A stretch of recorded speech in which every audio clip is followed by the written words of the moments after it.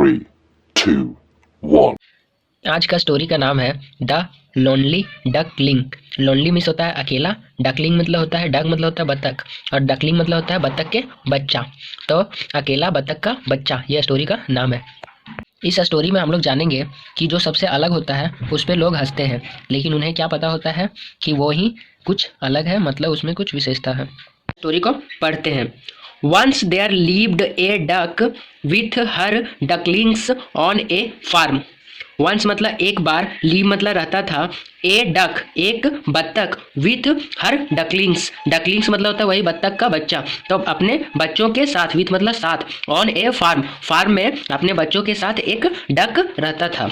One duckling, जब जब हम डकलिंग बोलेंगे तो आप समझिएगा कि बत्तख के बच्चे के बारे में बोल रहे हैं, ठीक है। तो one duckling was different from the other. जो एक डकलिंग था, एक बत्तख का बच्चा था, वो डिफरेंट था मतलब अलग था, अदर दूसरे से। एक डकलिंग का बच्चा, डकलिंग जो था बत्तख का बच्चा था, वो एक अलग था बाकी से। हिज नेम वाज बिल, उसका नाम जो सबसे अलग था उसका नाम बिल था। All the other ducklings laughed at him.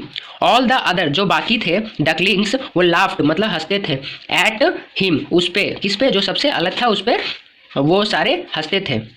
They did not play with him, और वे क्या करते थे, दे मतलब वे डिड नॉट प्ले नहीं खेलते थे, विथ हिम उसके साथ नहीं खेलते थे, विथ मतलब साथ। इवन यहाँ तक कि, इवन मतलब यहाँ तक कि हिज मदर उसकी माँ, सेड मतलब कहती थी, हिम उसे, टू गो अवे, जो उसकी माँ थी उसकी माँ भी क्या बोलती थी उसको, यहाँ से जाने या यहाँ से भाग जाने बोलती थी। नोबडी कोई नहीं, loved poor little bill, loved मतलब कोई नहीं, नोबडी मतलब कोई नहीं, लव्ड मतलब प्यार करना, पुअर मतलब यहाँ बोलेंगे बेचारा, ठीक है।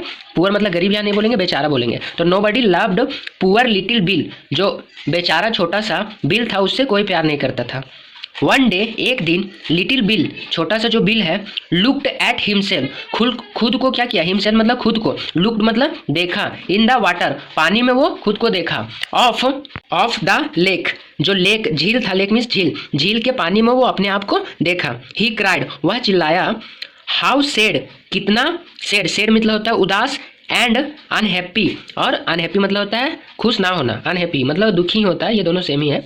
ही फेल्ट वह महसूस किया कि वो कितना उदास और अनहैप्पी है। ही डिसाइड टू वह निर्णय किया, लीव मतलब रहने का, हिज हाउस वह घर में रहने का निश्चय किया। He left the farm and walked away, वाह ही मतलब वाह, लेफ्ट मतलब छोड़ दिया, द फार्म वो खेत को छोड़ दिया, एंड वॉल्क और वह चला गया वहाँ से, वॉल्क्ड अवे वहाँ से चला गया। ही वांटेड वह चाहता था, टू फाइंड वह चाहता था क्या, फाइंड करना मतलब खोज रहा था, ए लोनली प्लेस वह खोज रहा था कैसा प्लेस, लोनली प्लेस मतलब एक अकेला जगह। Finally he came to an empty house, last में उसको क्या मिल गया, ही केम वह क्या मतलब आया, टू एन एम्प्टी हाउस मतलब एम्प्टी मतलब होता है खाली घर में आया। ही स्पेंड मतलब बिताना, ही स्पेंड द विंटर देयर मतलब यहाँ, मतलब वह क्या किया, स्पेंड मतलब बिताया, विंटर ठंडा का मौसम, देयर वहीं बिताया। आगे है द स्प्रिंग कैम, जब ठंडा खत्म हो गया, स्प्रिंग मतलब स्प्रिंग कैम जब स्प्रिंग का मौसम आया। The lake was full of water, जो झील था, लेक मीन्स झील था, was full of water water से भर गया। There was flower everywhere, there were flower फूल एवरीवेयर सब जगह क्या हो गया, फूल आ गया, फूल था, वेयर मतलब था, तो सब जगह फूल था। द ग्रो अप बिल, जो बिल था वो ग्रो अप किया, कैम आउट जब बड़ा, ग्रो अप मतलब बड़ा हो गया, तो बिल क्या किया, बतख के जो बच्चा था वो बिल कैम आउट बाहर आया, ऑफ द हाउस घर से बाहर आया। ही वेंट वह गया, ही वेंट गो मतलब जाना, वेंट मतलब V2 है तो वह गया, टू द लेक लेक के पास गया।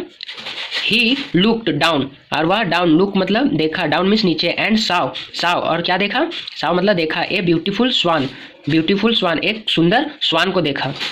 ही कुड नॉट बिलीव वो बिलीव नहीं कर सकता था, वह भरोसा नहीं कर सकता था, हिज आइज अपने आँखों पर। नाउ अब ही न्यू वह जान गया, न्यू मतलब जानना, कि वह जान गया, वाई क्यों, ही वाज डिफरेंट वह अब जान गया कि क्यों वह अलग था, सबसे डिफरेंट था मतलब अलग था। He was not a duck वह डक नहीं था, he was not a duck वह डक नहीं था, वह बत्तख नहीं था। ही वाज ए स्वान वह क्या था, स्वान था। फ्रॉम दैट डे मतलब दैट इस दिन से फ्रॉम मतलब से, इस दिन से ही लिव्ड हैप्पी, लिव मतलब रहने लगा, हैप्पीली मतलब खुशीपूर्वक से, ईवर आफ्टर इसके बाद, एंड और वाज नेवर मतलब कभी नहीं, सेड अगेन दोबारा, अगेन मतलब पुनः, सेड मतलब उदास, इस दिन से वो दोबारा सेड नहीं रहता था, उदास नहीं रहता था, हमेशा अब खुश रहने लगा। तो ये स्टोरी से पता चला कि जो सबसे अलग होता है उस पर हंसना नहीं चाहिए, क्योंकि भगवान उसमें कुछ खास चीज़ दे के भेजा है। तो अगर स्टोरी पसंद आया हो तो लाइक, कमेंट और शेयर और सब्सक्राइब जरूर कर लीजिए। ऐसे ही स्टोरी आपको मिलता रहेगा। Take care, bye bye.